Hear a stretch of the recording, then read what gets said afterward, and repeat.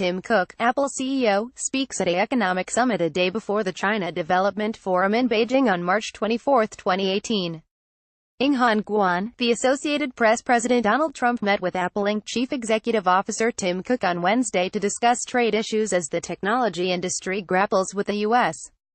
spat over import tariffs with China, a manufacturing hub for the iPhone maker and other companies. Trump, in a morning tweet, said he was looking forward to seeing Cook. "We will be talking about many things, including how the U.S. has been treated unfairly for many years by many countries on trade," he wrote. White House spokeswoman Sarah Sanders said on Wednesday afternoon that the meeting was underway, and that the primary focus was to discuss trade. A White House official said later the meeting had concluded, but there was no word yet on details of the discussions. Story continues below. Advertisement. Earlier, Apple did not respond to a request for comment about what topics Cook planned to cover. Apple, the world's largest technology company, and other hardware makers have deep ties with China, where many of their products are built for export around the world. Cook urged an easing of U.S.-China tensions and called for more open trade after the trade dispute flared last month between the world's two largest economies. Trump announced about $50 billion in planned tariffs on certain Chinese imports. China retaliated with proposed tariffs on some American goods, and Trump responded that the United States could counter with $100 billion in additional levies. U.S. and Chinese officials have been working to resolve the dispute. On Tuesday, Trump said there was a very good chance the two countries could reach a deal as a U.S. delegation prepared to head to China in a few days. Trump's first round of import tariffs excluded most consumer electronics, but the second could have a more direct impact on U.S. shoppers by targeting cell phones, computers and other consumer goods and prompting price increases at Apple stores and other U.S. retailers. A White House official said Cook also met on Wednesday with the director of the White House National Economic Council, Larry Kudlow.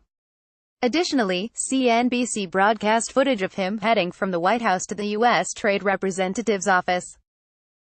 Story continues below. Advertisement. After a rocky start during his election campaign, when Trump urged his supporters to boycott Apple and criticized the company for making its products in China, Cook has become one of his favorite go-to CEOs.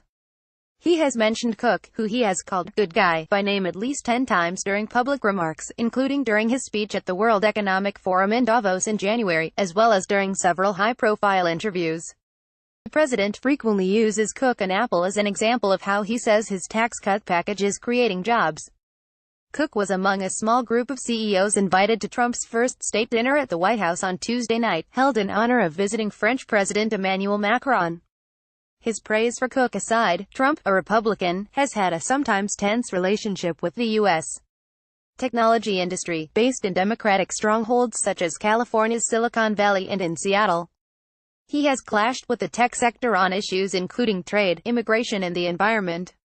Sanders said in response to a question that Trump would be open to meeting with Amazon.com Inc. chief executive Jeff Bezos, who the president has repeatedly criticized.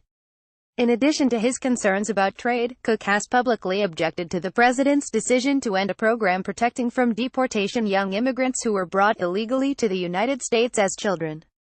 He was also among business leaders who criticized Trump after the president cast equal blame on white nationalists and anti-racism activists for violence last year in Charlottesville, Virginia. Story continues below. Advertisement. Apple, with a market capitalization of $835 billion and 123,000 employees, 84,000 of whom are in the United States, said in January it plans to spend $30 billion in capital expenditures in the United States over the next 5 years, $10 billion of which will be spent on data centers. Apple said spending will create 20,000 new jobs through hiring at its existing campuses in Cupertino, Austin and a planned new campus